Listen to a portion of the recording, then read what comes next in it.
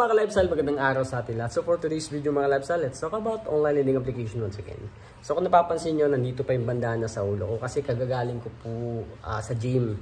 So kasi may pawis pa, iniwasan kong tumulo sa mata ko.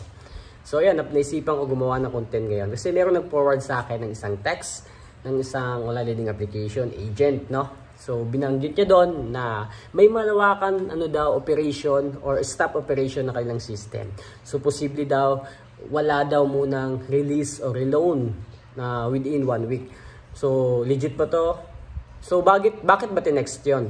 Kasi ganito 'yan 2 days before magjujuice siya. So posibleng gusto ng agent na pabayarin siya ng maaga para makareloan agad. Then maka-receive ng higher amount. So etong mga strategy na to, mas matagal na to mga ka-lifestyle, matagal na. Merong legit naman. Pero most of all lending application na ginagawa to is hindi legit, no? Halimbawa si Mabilis Cash, no? Halimbawa si Mabilis Cash. Gaano ka man ka good credit 1 to 2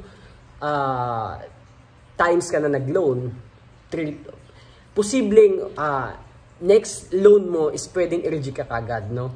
So, ganito yan. Meron akong isang solid subscriber dati nag-loan sa Mocha, no? Mocha, nag-loan siya sa Mocha. First time niya nag-loan, okay, 'di ba? Approve. Then eto na the other day, magju-June na siya. 2 days before June, no? Pinapabayad siya ng maaga para ganun din, gaya ng peso cash, ganun din yung strategy nila, no? So pinapaaga siya magbayad kasi magjuju siya 2 days before magjuju din siya. So nagbayad siya ng maaga, no? Sige, bilisan na natin 'to. Nagbayad siya ng maaga. Binayaran niya yung Mocha, okay naman. Eto na yung pinakamalupit, no? Yung binayad niya kasi inutang niya lang. So akala niya kasi makakarelo siya. Ni-reject siya. Sabi doon, this product is sold out. Hanggang ngayon, this product is sold out. Magsi 6 months na, this product is sold out pa rin. No? So, wag kayong maniniwala again sa mga text ng ganyang klaseng mga online lending application agent. Kasi posibleng i-reject din kayo niyan. No? Kasi matitrace, malalaman nila meron kayong mga bad credit sa ibang history. Even kahit wala kayong bad credit history sa ibang online lending application, i-reject yan, maniwala kayo sa hindi, no?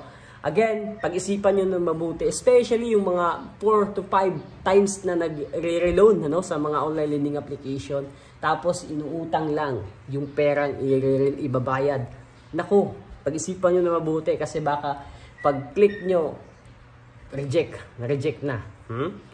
So, kasi alam naman natin every now and then, yung mga online lending application, nanganganib na yan.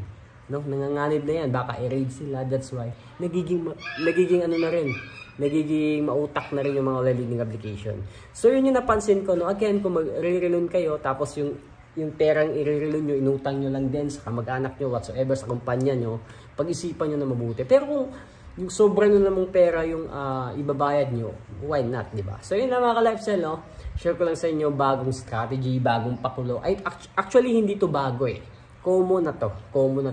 Para to dun sa mga new viewers natin na pag-isipan nyo ng mabuti, yung tumatawag sa inyo, nagte-text na, yun na nga, bibigyan kayo ng higher credit amount pag nagbayad kayo ng maaga. Within that day, papangakuan kayo hanggang ngayong 5 PM lang. Next day, wala na. Ito pa yung pinakamalupit. Kasi bukas daw or sa makalawa, mag-stop operation muna sila. No? 1 week daw, walang release. So, ganun. Naku, lumang tugtugi na yan mga ka-lifestyle. No? 2 days before. So, ang aga nilang tumawag, ang aga nilang mangulit. No? Bibigyan kayo ng magagandang salita. Kaya na yan. Maniwala kayo sa hindi. Lahat ng mga sinishare ko na experience ko na. No? So, that's why, pag-isipan nyo na mabuti, kung meron naman kayo sobra-sobrang pera, why not, di ba? I-try nyo, magbayad. No? Kung makakaroon, okay. Kung hindi, okay lang din. Kasi extra money nyo naman. Ngayon, kung inutang nyo, ibang usapan na yan. Pag-isipan nyo na mabuti. So, yun lang mga ka-lifestyle. Have a wonderful day again. Peace.